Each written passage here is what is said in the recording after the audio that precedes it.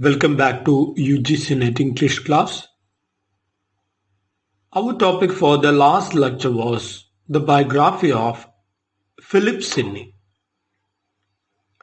The topic of today's lecture is the narrative poem written by William Shakespeare titled Venus and Adonis.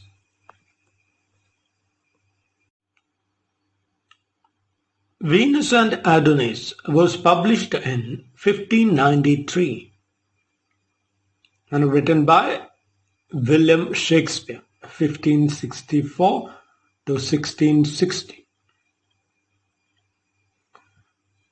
We can say with Venus and Adonis, Shakespeare launched his career as a poet. And after this, he had written two other narrative poems and also 164 sonnets.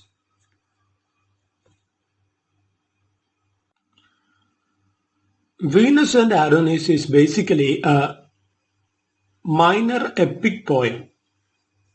So what is a minor epic poem? The characters in a minor epic usually come from some myth or legend. So a minor epic poem means a poem based on the characters taken from some kind of local myth or legend.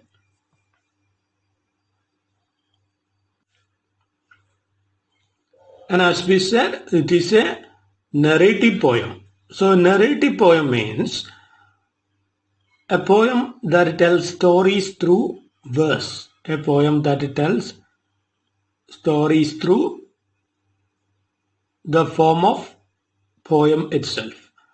So like in a novel or a short story, a narrative poem has plot, character and its own setting. Here the basic plot. So now let's analyze the plot, characters and the setting. Here the basic plot is the story, what we can say, the love story of Venus and Adonis. So Venus, the goddess of love, falls in love with Adonis, but Adonis doesn't respond to her love.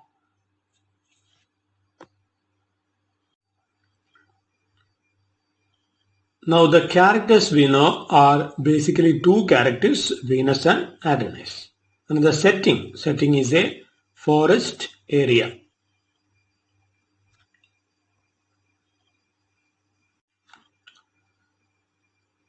Now another important thing to remember, the famous modern poet Ted Hughes.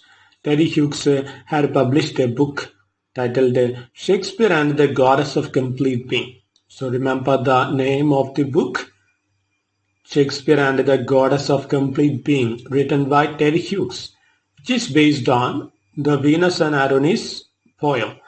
So according to Ted Hughes, this poem is a key to Shakespeare's tragic dramas.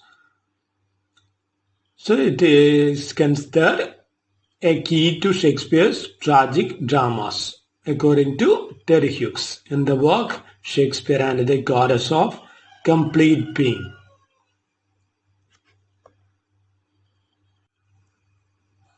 Venus and Adonis, we can say, was the first publication of Shakespeare.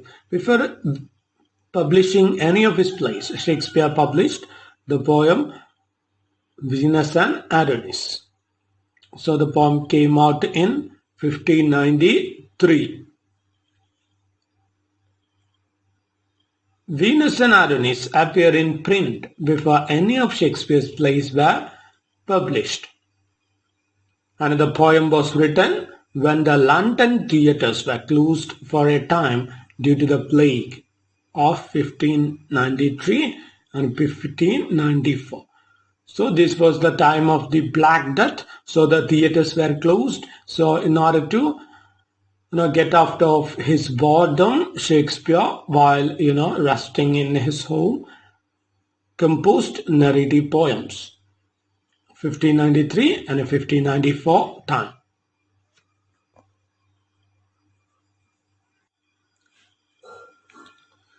Now let's analyze the basic themes of the work.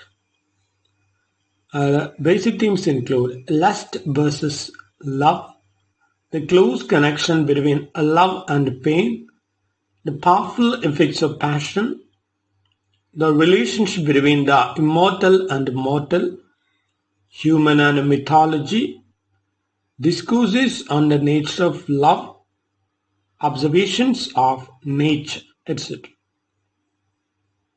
So once more, remember the themes: lust versus love, the close connection between love and pain, the powerful effects of passion, the relationship between the immortal and immortal, human and mythology, discourses on the nature of love, observations of nature, etc. Here, why we talk about immortal and mortal, human and mythology and all? Because here the love really happens between a goddess and a human being. So goddess Venus is, we know Venus is the goddess of love. She falls in love with a human being, and the human being is Adonis.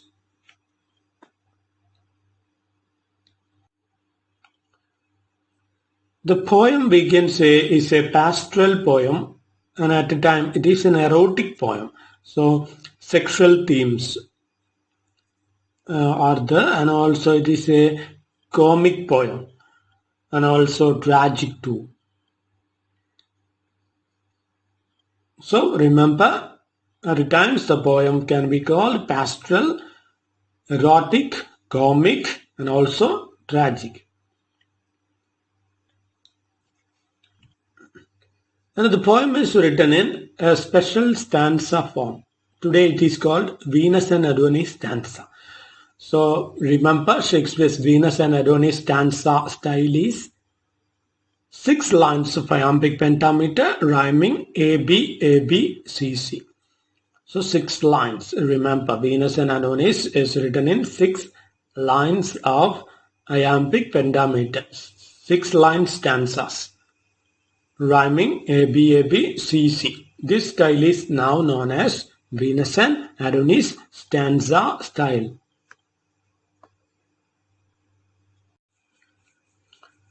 And the poem has in total 1194 lines. 1194 lines.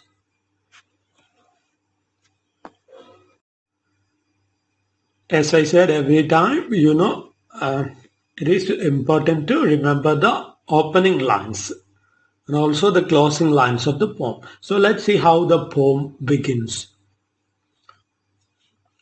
Even as the sun with purple-colored face had attained his last leave of the weeping moon, rose-cheeked Adonis tried him to the chase. Hunting he loved, but love he laughed to scorn. Sick-thoughted Venus makes a main unto him, and like a bald-faced suitor gained to woo him. So here Venus tries to make Adonis fall in love with her, but Adonis instead likes to go for hunting. That is what described here. So once more you see, even as the sun with a purple-colored face had attained his last leave of the weeping moon, rose-cheeked Adonis tried him to the chase. Hunting he loved, but love he laughed to scorn. Sick-thoughted Venus makes amen unto him, and like a bald-faced suitor gains to woo him. So when the goddess approaches, Adonis, he scorns her love. He laughs at her love. But she is very much, determined. She wants to make him fall in love. But he is not ready. He wants to go to hunting. Hunting he loves. Now let's see how the poem ends.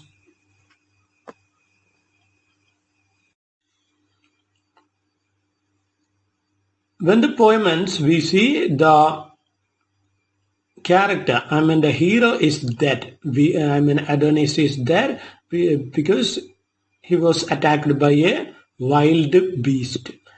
A wild animal attacks him and he dies. And Venus sadly returns to her place. That is the ending of the poem. So let's see.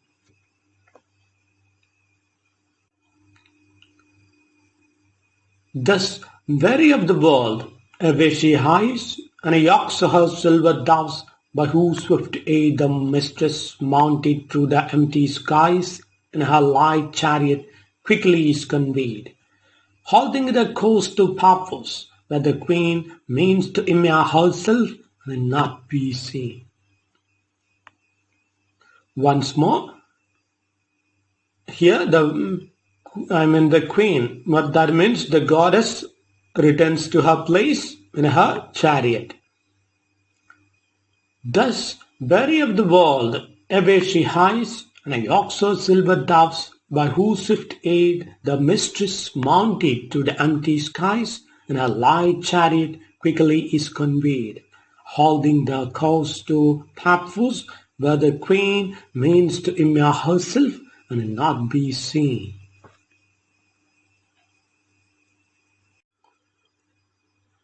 Now let's see who published or printed the work. It was not Shakespeare who published. We know that Shakespeare never published any of his works. His works were published by some of his contemporaries or some of his actors in his play group, or the owners of the play company. So these people published Shakespeare's work, not Shakespeare himself, never taken the mind to publish any of his works. So here the poem Venus and Adonis was published by the printer Richard Field. So Richard Field published the poem Venus and Adonis, written by William Shakespeare. The publisher is Richard Field. Now see the dedication of the poem. The poem was dedicated to someone. See, the poem begins with a brief dedication to Henry Wriothesley. Henry Wriothesley, 3rd Earl of Southampton, in which the poet describes the poem as the first heir of my invention. So in the dedication, the poet Shakespeare calls this poem as the first heir of my invention. So remember, the poem was dedicated to Henry Wriothesley, 3rd Earl of Southampton. Henry Wriothesley, 3rd Earl of Southampton. And Shakespeare calls this poem as the first heir of my invention. So if you get a question like to which work Shakespeare called the first heir of my invention, the answer is his poem Venus and Adonis.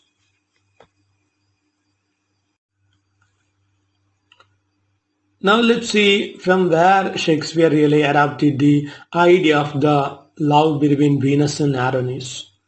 So the source of the work, the poem is inspired by and based on stories found in the Metamorphoses, a narrative poem by the Latin poet Ovid. So we know that Ovid's Metamorphoses is a collection of stories. So Shakespeare based so many works from Ovid's Metamorphoses. Another source for his poem Venus and Adonis also comes from Ovid's Metamorphoses. So the source is Ovid's Latin poem collection Metamorphoses.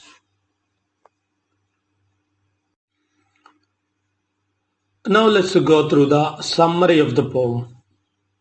Adonis is a young man renowned for his incredible beauty. So as we said, the poem talks about the love affair between the goddess Venus and the human being Adonis. So Adonis is a human being who is very handsome. However, he is not interested at all in love. He only wants to go hunting. He loves adventurous activities, not women. So Venus is the goddess of love. And when she sees Adonis, she falls in love with him. So she sees Adonis and she falls instantly in love with Adonis. So with this interest, the goddess comes down to earth where she encounters him setting out on a hunt. So she comes down to the forest area and sees Adonis preparing to start his hunting. She desires him to get off his horse and speak to her. He was on his horseback, so she wants him to climb down from his horse and talk to her. But Adonis doesn't want to talk to any woman, not even a goddess. Adonis was not considering whether it is a goddess or a human being. He was not at all interested in love affair. So he wants instead hunting. The goddess forces him and then lies down beside him, gazes at him, and talks of love. So goddess tries to somehow seduce him. So she tries different tricks. She gazes at him, then she lies down beside him and talks of love. She wants his love in a, what we can say, even at least in physical form. Sensual form, that is why the poem also, gets the status of erotic poems. So she wants to win his love even physically. She craves a kiss. He wants to leave and go hunting. The goddess really wants to be kissed by Adonis, but he never returns her liking and he instead wants to leave the place in order to hunt down the animals. At that time, his horse became enamored of another horse. So his horse is charmed by another horse. So the two horses start to mate. So when his horse becomes enamored by another horse and they start to make love, Adonis had no other way but to wait. So this keeps Adonis from going hunting. And Venus approaches this time and continues to speak to him of love. So Venus again comes and continues her attempt. He listens for a bit, then turns away scornfully. He listens, he gives his ears to her words, but he feels to love, nothing else. He feels no love at all, but he feels to scorn her. This pains her and she faints. So when he continuously scorns her, she feels pain and she faints there. She falls unconscious, afraid he might have killed her. Adonis kneels beside her, stalks her and kisses her. So when he sees her faint, he's afraid that she is dying. So he comes near her and kisses her. Venus recovers and requests one last kiss. Now Venus, wakes up from her fainting and she demands one last kiss. He reluctantly gives in. So she requests a kiss and he had no other way. He gives it. Venus wants to see him again. Adonis tells her that he cannot tomorrow because he is going to hunt the wild boar. So Venus demands to meet again. But Adonis tells that he is not, able to meet her because he has some other plans for tomorrow because he is going to hunt the wild boar. He is going to carry on with his hunting. Venus has a vision and warns him that if he does so, he will be killed by a boar. So Venus tells that she had a vision. So if he goes to hunting tomorrow, he will be killed by the boar. So after telling this, she tries to hug him. He escapes and lectures her on the topic of lust versus love. So after telling this, she falls on him, but he tries to escape, and he talks sense to her by telling that love and lust are two different feelings. So what you have is lust, he tells her. He then leaves. She cries. So telling this, he leaves the place, and she cries.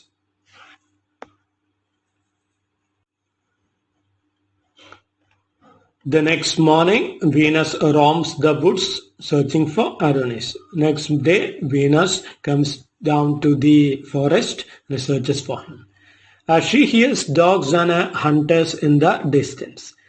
She hears the sounds of dogs and also the hunting sounds, the hunter's dogs. The hunting sound also she hears. Thinking of her vision that he will be killed by the boar, she is afraid and hurries to catch up with the hunt. So, thinking of the vision she had last day, she goes in hurry to search for him.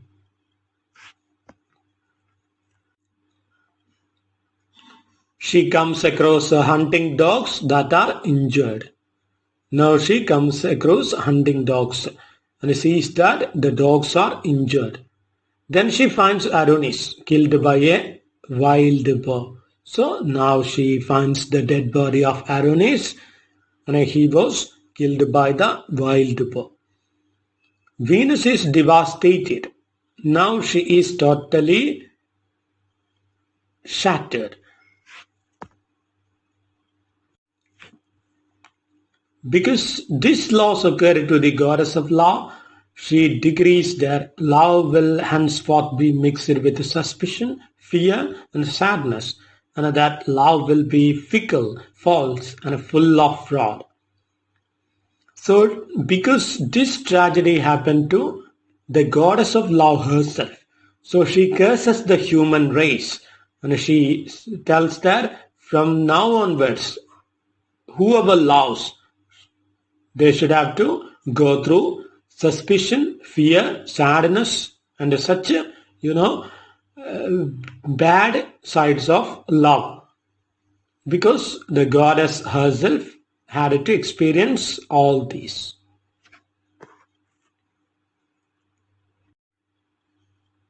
Now Adonis' body has a ground cold and pale. So he is dead cold. His blood gives color to the plants all around him. So from the attack of the wild boar, his blood had sprinkled on the plants nearby, and the plants have got a different color leaves now. The flower grows from the soil beneath him. So a flower grows from the soil beneath him. From his blood drops. It is white and purple, like blood on Adonis' flesh. So the flower was white and purple mixture, like Adonis' flesh, white flesh, showing the red blood, the purple blood. Now Venus, bereft, leaves to confine herself to Paphos on Cyprus, where she was worshipped. So Venus is totally sad, and she leaves the forest area and goes to Paphos. So remember the place Paphos. It's a place in Cyprus. Cyprus is a European country. So she goes to her place Paphos on Cyprus, and she is worshipped there as goddess of love.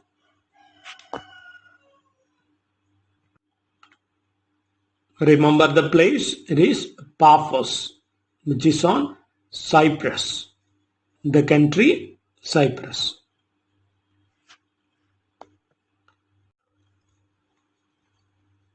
So that's the poem Venus and Adonis. In the next class, we will discuss the history of American literature. The history of American literature.